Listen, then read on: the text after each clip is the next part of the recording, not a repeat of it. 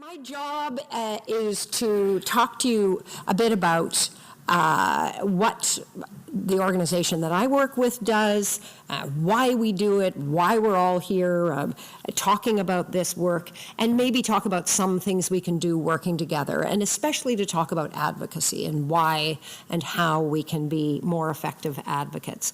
But before I do that, I think it's really important or it's important to me anyway, I think, to try and put this in context and to remind ourselves a little bit about our history and how we got to where we are now.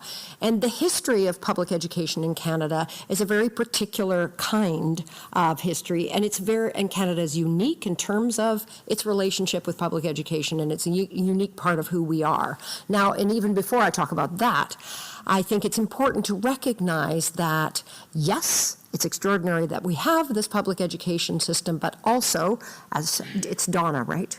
Diana, sorry, said it's also incredibly important that we remember the devastation, the very, very painful and lasting impact that public education has had in Canada. So we have to kind of keep both those things in our heads at the same time, like many things in education, where we understand and value that this is an important part of our history and who we are, but also that it has caused quite a lot of damage. And for me, the reason that it's important to remember the history piece of public education is that it's part of a way, for one thing, not to take it for granted. And it's really important that we just don't go, yippee, we've got this thing and it'll kind of always be there. I was at a conference in Chicago a few years ago, and as I flew out of Chicago, and I had like 15,000 educators at it, and I was on the plane and I thought, wow, it took 200 years to kind of develop a public education system in the United States, and it's been undone in about 20 years. And people didn't even seem that upset about it. It was just like, oh yeah, we don't have that anymore. So it's really important then that we not take for granted that it will always exist. And also, it's important, I think, to go back to the beginnings of public education because of a kind of shift in our society in many, many areas, including education, that sort of goes to what's in it for me? Yeah, let's talk about this thing, but I want to know what's in it for me.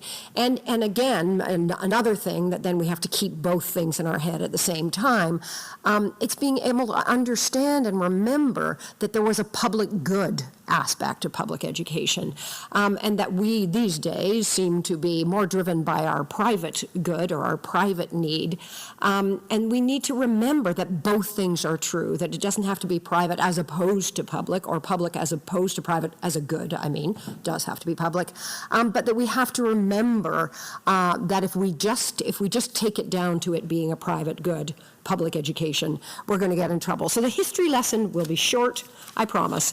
And you probably already know this anyway, but it's really important that we remind ourselves about history. So back in the 1830s, when Canada wasn't Canada yet as a country in that way, and when people in Upper and Lower Canada were trying to figure out how to make a kind of move towards a responsible government and democracy and kind of leave, Mother England and go out on their own.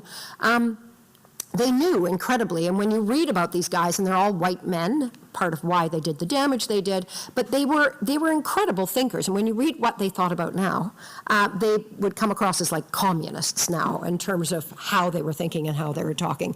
But anyway, they knew that to have a responsible government, you had to have an educated population, and they figured that out right away. They knew that you couldn't have democracy if you didn't have education, which was an extraordinary thing for them to know at the time. So they decided, and I'm shrinking quite a bit of history down into like 2 minutes. They sent this guy, Egerton Ryerson, who was also, and I want to keep acknowledging that part of what they did laid the foundation for residential schools. So again, two things happening at the same time. They sent Ryerson off and said, you go look around the world and look at education systems, because we're going to need to have an educated populace.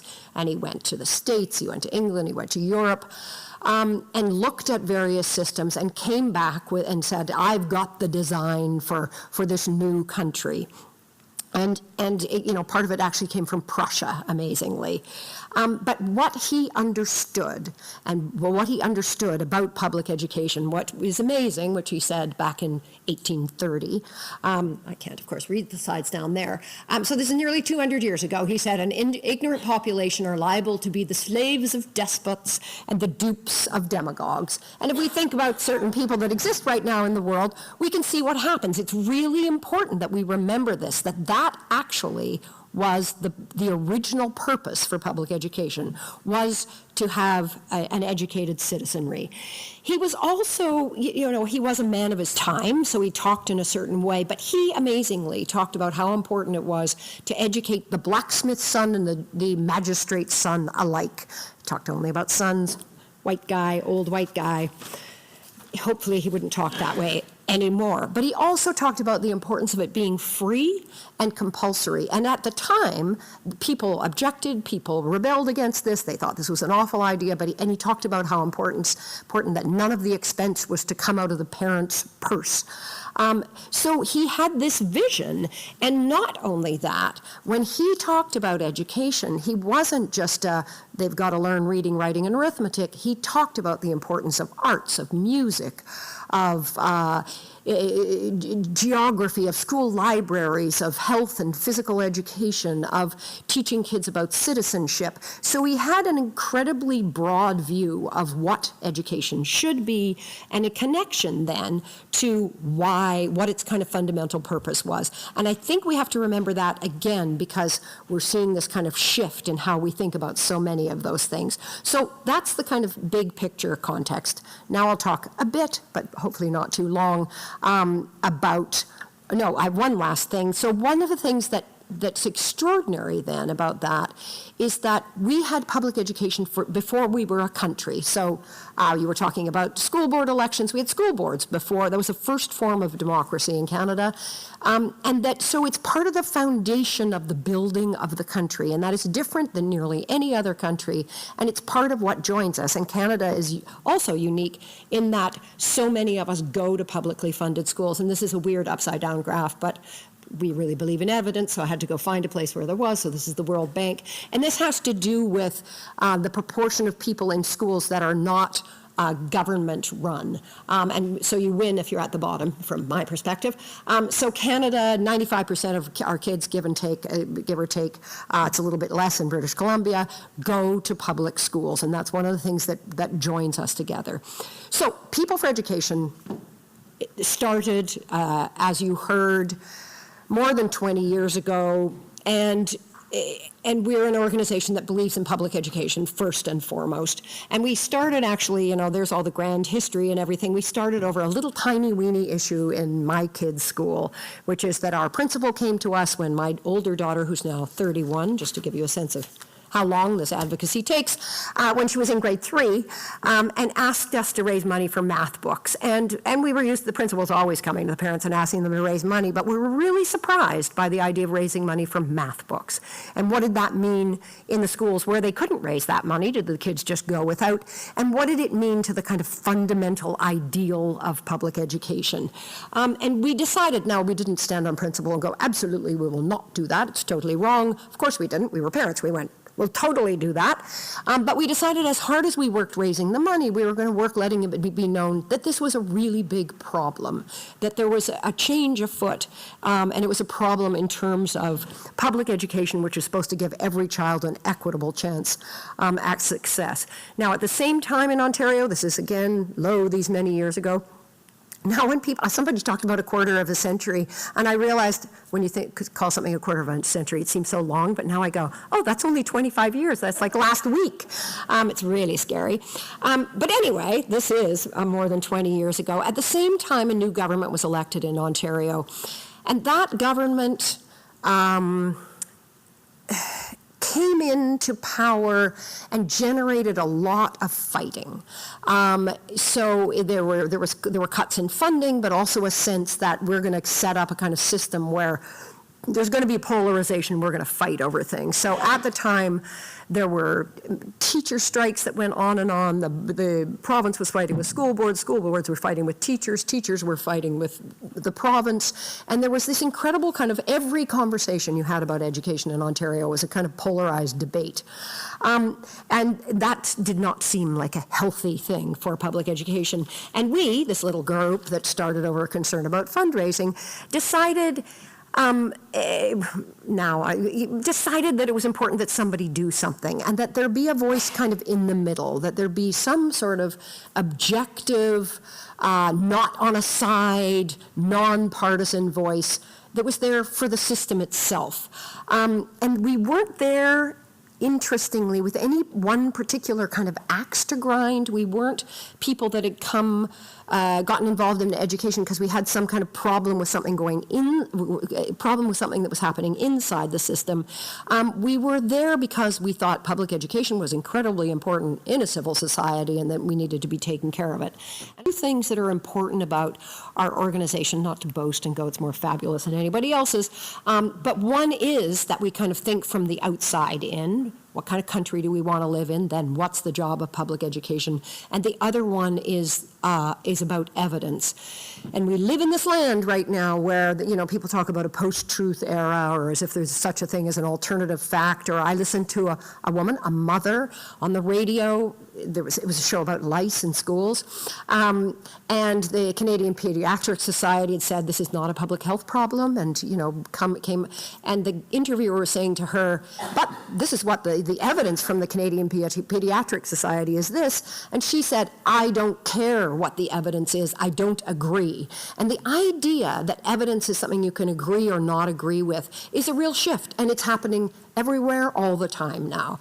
And so for us, evidence is it's important. I hope it's important for lots of people. So anyway, we start with thinking about what kind of world do we want to live in, what kind of country, what kind of province, what kind of community, and then kind of what's public education's role in that?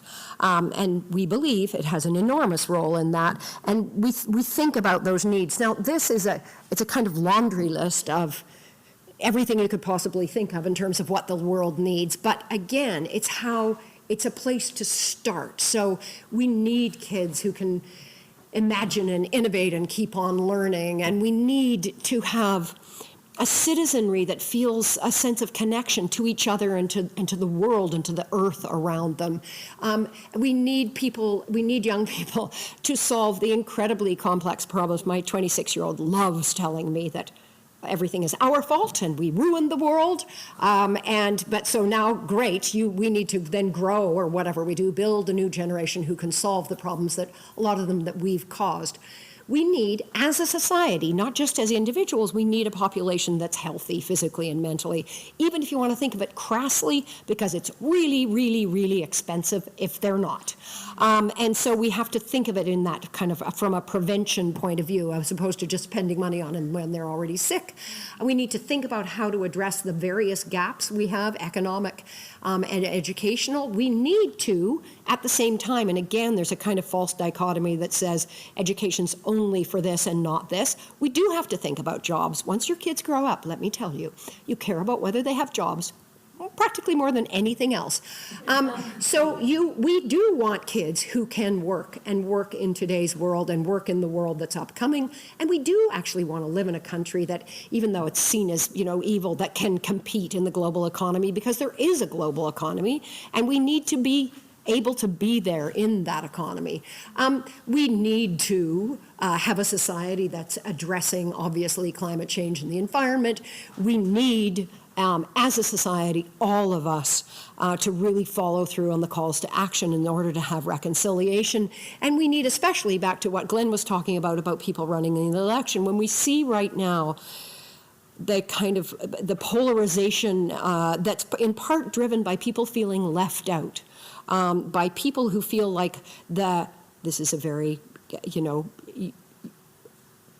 not very mixed racial crowd. This is people who probably all went to university. This is the elite. And there are lots of people who feel left out by people like you and me. And they're not totally wrong either. So we have to make sure that we're shifting how we think, and we need a country that's able to support so that people don't feel left out and so angry, and that the world is changing in a way that they don't like, so that we don't end up with that kind of angry form of populism or fundamentalism. And that's the kind of context of the kind of world, and I'm sure you could add a million things to this list. And one of my favorite quotes from Murray Sinclair, who was the head of the Truth and Reconciliation Commission, is he said, "Education got us into this mess, and education will get us out." And I think that it's important that we remember that, and he will totally acknowledge at great length, we give people the Egerton Ryerson Award for dedication to public education, and we gave it to Murray Sinclair, and he too could stand up there and go, this is all the evil that was done by the beginners of public education, and this is why I'm taking this award. So again, it's, cognitive dissonance, a fabulous thing that we're all capable of. So that's where we come from when you should see how little these slides are, that they're supposed to tell me what's coming next. They're this big. Look, this is who we are. So we've been around doing the work we've been doing for the last more than 20 years, and this is kind of how it's laid out. So we have strategic priorities. The big one, again, has to do with wanting a country that's strong and equitable and prosperous. So economy, important, fairness, important, and a thriving kind of population. Our mission is to make sure that we graduate young people from the education system who are happy, healthy, economically secure, and civically engaged. And we have three big priorities you can all read. Be part of a conversation about especially about the future of public education, building links across constituencies and across sectors. So one of the things, I was at a thing last night too, that education has a terrible tendency to just talk to itself all the time. It loves talking to itself about education, and we're not doing a good job convincing the rest of the world that it's important. It's incredibly expensive. It's really, really, really, really, really expensive. But I always think that if it were the stock market, everybody'd be investing in it because the payoff is fantastic. But the payoff is 20 years. We used to have a chair of the Toronto District School Board who once said to me, the problem is that children take an unconscionably long time to grow up. And her point was that you couldn't prove the benefit of what you'd done because it took 20 years, and governments never like to spend money on something that's going to take 20 years to show up the effect of. And we provide evidence, and doing our research and providing evidence is so that we can advance the promise of public education and make sure it lives up to its goal, which is the equitable chance for long-term success. And we do it by doing research and communicating and convening. And I want to, and you should just yell at me if I talk for too long. I want to go back to our beginning again, because one of the first things that we did, some of these slides I made at 5 o'clock this morning, so I just wanted to see if the words showed up. One of the first things that we did when we first started, and we wanted to be this objective voice, and we wanted to not be on a side, was we were talking actually to nurses, and the nurses said that they wished there was some kind of way to keep track of the impact of policy and funding changes on healthcare, on tangible things in healthcare. And we went, we're going to steal that idea, and we're going to do it in education. We got some funding at that point.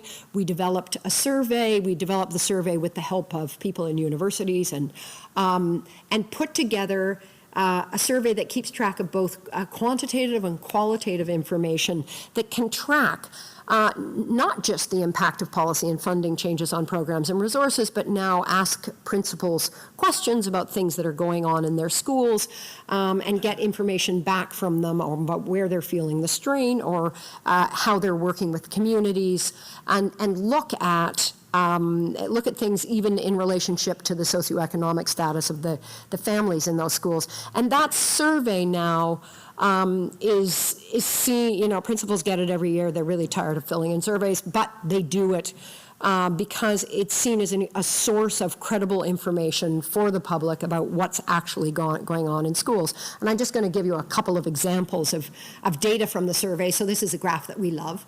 We've been keeping track of fundraising because that's part of how we started. And fundraising, obviously is attached to income. I think that comes as no surprise. But one of the things we've been watching is the shift. So we looked at the bottom 10% of fundraising schools and the top 10% of fundraising schools. And you can see, and this beautiful slide, that in 10 years, just under 10 years, for every dollar raised in the bottom 10%, the top 10% raised $25. That was 10 years ago. And then last year, for every dollar raised, and the bottom 10%, the top 10% raised double that. They raised $49. So you can see how that then starts to grow the gap. And we've been looking at fundraising in comparison to a lot of other things that go on in schools. Here's another one where we looked at the arts. And this one compared parental education. And we were really surprised by the music teacher part, because that actually there should be no effect of parental education on whether or not you have a music teacher. That's a funding formula issue, but it obviously does have an impact because it has to do with who has the kind of social capital to advocate for these things. So you can see this difference between low, and again, this is I can't remember it's probably bottom 25%, top 10%, 25% in terms of proportion of parents who've graduated from university and the impact that has. So we're able to use the data that we collect, and now we've got this great sort of longitudinal evidence to look at a lot of things in the education system, to be able to notice that in the drive to improve test scores in reading, writing, and math. Reading, writing, and math is very important. I always feel like I have to say, it's not like we're ever saying that kids shouldn't be able to read, write, or do math, but that we have to be careful when we set those as our only target in education, that it has a tendency to squeeze out the other areas like the arts. And we're able to look at the impact from an educational perspective on resources in schools. And we feel now, we're just working on this as an idea, that actually there's a lot of evidence that connects those resources to the capacity to deliver a kind of broad education. You have a new curriculum in BC, you need the supports in place and the quality learning environment in place to deliver that. So maybe if we were actually talking about, go ahead, keep talking about the test scores, but also talk about the proportion of schools with school libraries, or the amount of professional development teachers are getting, or where there are educational assistants in schools, things like that, that we might end up with a better overall kind of picture of what's going on.